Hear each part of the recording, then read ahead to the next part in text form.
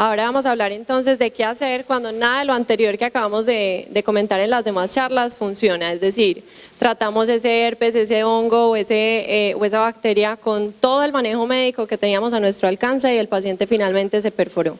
Entonces, estas a continuación son las opciones para el manejo inmediato de la úlcera corneal infecciosa perforada. Primero que todo, recordar entonces que las perforaciones corneales son emergencias. En oftalmología tenemos pocas, pero esta es realmente una emergencia y puede ser causada por bacterias, virus, hongos o acantamoeba, teniendo en cuenta que de estos agentes etiológicos los que con mayor frecuencia van a causar perforación corneal son los gram negativos y los hongos.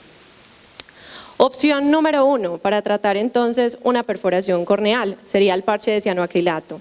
Hay que tener en cuenta que la utilidad del parche de cianoacrilato es temporalizar las perforaciones de alto riesgo. Usualmente se recomienda o puede ser útil en perforaciones menores de 3 milímetros y por el acoplamiento que requerimos va a ser mucho más útil cuando la perforación es central que cuando es periférica. Los estudios que se han hecho del parche de cianoacrilato han demostrado que la retención del mismo aproximadamente luego de 10 días puede ser hasta el 70% y luego de 60 días alrededor del 46%.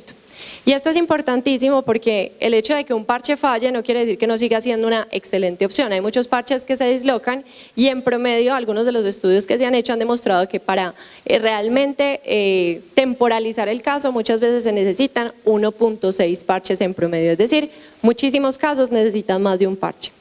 Los pros de esta solución es que es una solución eficaz y fácil, tiene propiedades antilíticas y antibacterianas, especialmente contra gram positivos, pero los contras es que pues, por el efecto por ser un cuerpo extraño sobre la superficie corneal puede inducir neovascularización, conjuntivitis de papilas gigantes y toxicidad.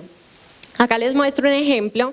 La primera foto, pues el paciente llegó con una queratitis infecciosa periférica perforada, llegó al servicio de urgencias y le pusieron un parche de cianoacrilato que como pueden ver tiene exceso de pegamento, el lente no se acopla adecuadamente, pues y al otro día cuando llegó a la consulta de córnea ya estaba dislocado.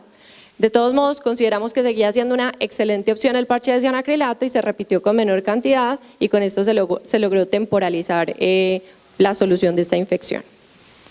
Segunda opción, parche de adhesivo biológico. Esta opción hay que tener en cuenta que son concentrados de fibrinógeno y trombina que tienen como ventaja que son eficaces, fáciles de utilizar, biodegradables y inducen menos neovascularización. Pero tienen como contra que pues, la disponibilidad no es inmediata en la mayoría de los sitios, tardan en formar el coágulo y para mí lo más importante y por lo cual lo utilizo pues, casi nunca para este tipo de situación es que tienen menor fuerza tensil y van a durar muchísimo menos. Tercera opción, recubrimiento conjuntival. De esto hay que hablar y hay que hablar para dejar bien claro cuándo va a servir, ¿cierto?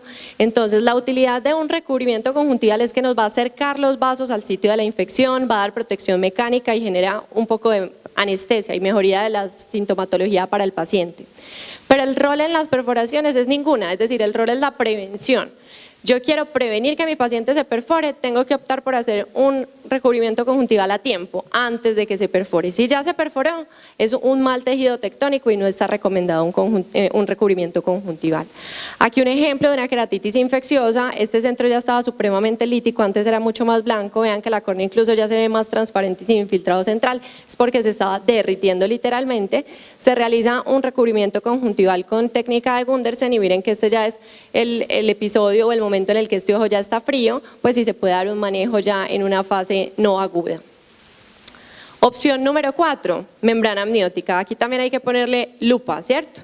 La utilidad es que ayuda a temporalizar perforaciones de alto riesgo, ya el doctor Agudelo nos habló de todos los beneficios que tiene la membrana amniótica, pero en las técnicas podemos utilizar una técnica monocapa, que realmente es un mal tejido tectónico y va a tener el mismo rol preventivo para evitar que el paciente se perfore. Si ya se perforó, no le voy a poner una monocapa.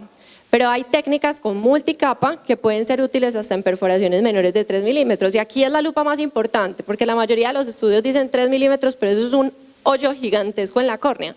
Entonces 3 milímetros se refiere muchas veces al área de adelgazamiento, pero en realidad las áreas de la perforación son microperforaciones para que puedan solucionarse en realidad con una amniótica multicapa. Y pueden tener una tasa de éxito entre el 70 y el 80%. Acá un ejemplo, una queratitis herpética, un área de adelgazamiento de 2.5 milímetros con una microperforación central. Se había dislocado el parche de cianoacrilato y se optó por una membrana multicapa, logrando también temporalizar el caso. Opción número 5, parche de Tenon. La Tenon entonces es un tejido subconjuntival que aporta fibroblastos autólogos y siempre está disponible. La tiene el mismo paciente ahí debajo de su conjuntiva. La utilidad es que sirven perforaciones hasta de 5 milímetros, fijación con adhesivo sutura y éxito hasta en un 75%. 5 me parece demasiado, pero hay que tener en cuenta que es un tejido que el paciente siempre trae, pues que en caso de que no haya otro recurso puede ser viable utilizarlo. Opción número 6. Parches corneales. Aquí en los parches corneales tenemos como opción injerto tapón, injerto pequeño, injerto en creciente. ¿Para qué sirven estos parches corneales? Perforaciones que por su tamaño, y hablamos usualmente de perforaciones menores de 5 milímetros, o por su localización, pues no requieren todavía de un injerto penetrante grande, normal, de una queratoplastia penetrante. ¿Y qué buscamos haciendo este tipo de injertos? Evitar que el eje visual quede comprometido por los bordes del injerto, por los puntos. Opciones, injerto tapón, aquí hay que tener también cuidado porque un injerto tapón es chiquitico y si tenemos una infección que ya se perforó usualmente no va a ser tan chiquitica, entonces hay que resecar un poco más y quitar bien los bordes. Injertos pequeños, diámetros normalmente de 4 a 5 milímetros y injertos en creciente para perforaciones periféricas. Aquí les muestro entonces un ejemplo. Una perforación periférica se trató inicialmente con un parche de cianoacrilato, no era muy grande, se dislocó en 3 ocasiones, por lo cual al final no, pues ya no más parches de cianoacrilato y opté por realizarle un injerto periférico de 5 milímetros. Opción número 7, trasplante corneal de espesor total. Esto pues puede tener diferentes objetivos en la queratitis infecciosa de cualquier etiología que hablemos. Puede ser un objetivo tectónico cuando ya mi paciente se perforó o incluso terapéutico cuando está a punto de perforarse o ya se nos salió de control, es infiltrado. Tenemos éxito entre un 90 a un 97% de los casos, pero ojo, acá es muy importante hablar de las recurrencias de la infección, especialmente para hongos y acantamoeba que pueden ocurrir entre un 15 y un 50%, eso es muchísimo, ¿cierto? Entonces hay que tener muchas consideraciones en la cirugía que lo hacen distinto a una QPP convencional. Determinar entonces el tamaño del injerto, el centrado, la trepanación que vamos a hacer e incluso el tejido, si va a ser tectónico o óptico según el futuro que le veamos al caso. El manejo posoperatorio con antiinflamatorios es fundamental porque si ya identificamos la etiología, hay que tener muy claro que el manejo antiinflamatorio casi siempre le ponemos el título de esteroides, ¿cierto? Y va a tener repercusiones sobre esta recurrencia, sobre todo en hongos y acantamoeba, entonces hay que poner como un semáforo y una alerta roja en ese sentido. En ese caso yo prefiero que mi injerto falle a que la infección vuelva, ¿cierto? Después puedo repetir un injerto, si la infección vuelve pues puedo fácilmente perder el ojito. Aquí les muestro entonces unas fotos de unos ejemplos, un desmetocele por una pseudomona que pues ya esto grita que necesita un trasplante para allá, pues se va a perforar ahorita, ¿cierto?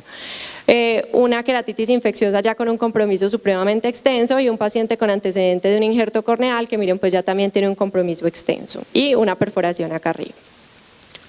Lo que les decía, muchas veces estos injertos no van a ser los trasplantes bonitos, podemos hacer entonces un trasplante que toca hacerlo descentrado y esta foto se las pongo porque me parece fundamental que quede claro que uno no quiere un trasplante en caliente, ver un posquirúrgico con esta inflamación, con la córnea ya inflamada, fea, en un paciente que nos tocó operar súper inflamado, pues es un trasplante que en realidad uno no quiere hacer como primera opción.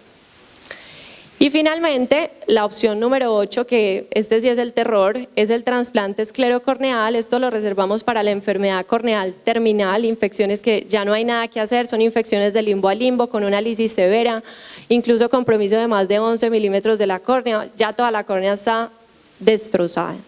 En este caso incluso siempre tenemos el dilema de si le da para un esclerocorneal, hay forma de reconstruir esto o ya es un ojo para viscerar, ese siempre va a ser el dilema. Tener en cuenta que son los peores casos, tenemos las peores complicaciones en este tipo de cirugía, nos quedamos sin limbo, es glaucoma asegurado, es decir, el pronóstico es pésimo. Acá les muestro entonces un caso en el que perdón que las fotos quedaron acá tapadas, pero pues era un paciente que estaba casi que autoeviscerado y pues la única opción era o eviscerarlo o hacerle un esclero corneal, pues quedó con ojo, obviamente una visión horrible con esa catarata que tenía, pero pues fue un soporte tectónico en dicho momento. Conclusiones: son emergencias oftalmológicas y el manejo dependerá de varios factores. Si mi perforación pues tiene un tamaño grande, un tamaño pequeño, de la localización, la etiología de la perforación y la disponibilidad de los recursos que tenga. Siempre hay que tratar, como les decía ahorita, de temporalizar un trasplante en caliente siempre que sea posible. Hay casos que se nos salen de las manos, pero si se puede temporalizar, el pronóstico de un trasplante ya hecho de forma diferida es infinitas veces mejor. Y hay que individualizar, por supuesto, cada caso. Muchas gracias.